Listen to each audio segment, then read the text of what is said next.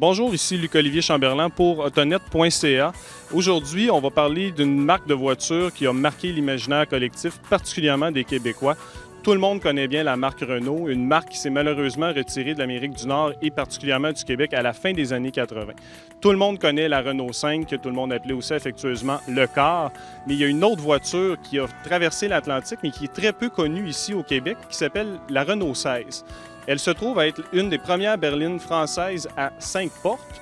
Et c'est une voiture qui connaît un succès quand même assez retentissant. Plus de 1,8 million de voitures ont été vendues à travers le monde. Aujourd'hui, à Montréal, on a la chance de rencontrer M. Jean-François Bourque, qui est l'heureux propriétaire d'une voiture qui est absolument exceptionnelle.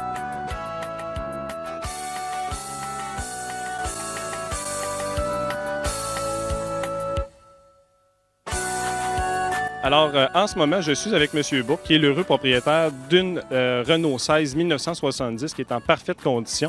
Alors, M. Bourque, j'aimerais savoir qu'est-ce qui vous attire sur ce modèle-là qui est peu connu ici? C'est un peu bizarre parce que c'est vraiment une voiture atypique que personne ne connaît. Je veux dire, il y a peu... Je pense que beaucoup de boomers se rappellent de cette voiture-là, mais moi, personnellement, je n'ai pas vécu cette période-là. Ça remonte assez loin. Je vous dirais que c'est peut-être... J'avais un voisin qui était nationaliste, qui était très indépendantiste, puis lui, il ne jurait que par Renault. Il avait une vieille Renault 5, puis il m'avait dit que sa première voiture avait été une Renault 16.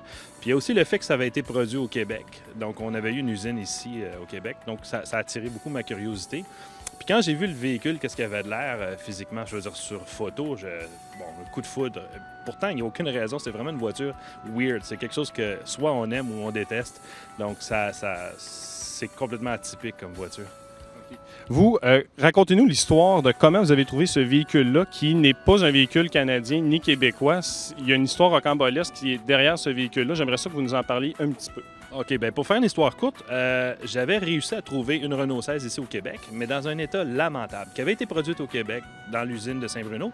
Puis c'était super intéressant, mais je vais dire, c'était une voiture qui était complètement pourrie. Puis Renault, ça pardonne pas. Il y a beaucoup de la manière que c'est fait, là, ça pardonne pas. Puis je me suis un peu découragé.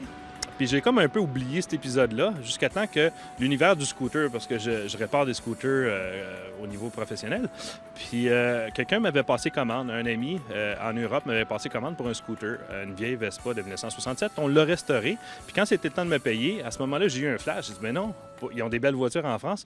J'ai dit, garde ton argent, puis trouve-moi-en une. Puis c'est ça qui est arrivé un peu. À quelque part, on s'est mis à la recherche de la voiture. J'ai été chanceux parce que je suis tombé dessus d'un coup sec. Là. Vraiment, la première recherche, la première journée, j'ai trouvé une première voiture, puis c'était celle-là. Puis j'ai envoyé mon ami qui, lui, habitait sur la Côte-d'Azur, en France, pour aller faire un tour voir ça. Puis c'était en Provence. Puis quand il est revenu avec la voiture, puis il m'a appelé sur mon cellulaire. Il m'a dit, écoute, ça n'a pas de bon sens, la voiture est parfaite. Je connais rien des Renault, mais je peux te dire qu'elle est parfaite. Fait que c'était un peu ça. Puis il l'a ramené. Après ça, il l'a envoyé chez un mécano qui a fait un petit check-up pour s'assurer, parce que ça faisait au-dessus de peut-être 2 ans que la voiture n'avait pas tourné. Le propriétaire original était décédé. Puis ça a été, ça a été remis sur la route. Puis après ça, il est venu me chercher à l'aéroport au mois de juin. Puis j'ai pris la voiture, puis je suis parti faire un grand tour d'Europe avec cette voiture-là, puis elle n'est jamais tombée en panne. Ça a été un voyage, un des plus beaux voyages que j'ai jamais fait de ma vie. Découvrir le pays avec une voiture de la place, c'est extraordinaire parce que ça ouvre les portes, les gens se mettent à te parler, ils te racontent leur histoire. Tu rentres dans chaque petit village, c'est extraordinaire. Franchement, là. Bien, merci beaucoup, M. Bourque. Maintenant, on va aller faire un petit tour pour voir comment que le véhicule se comporte sur la route.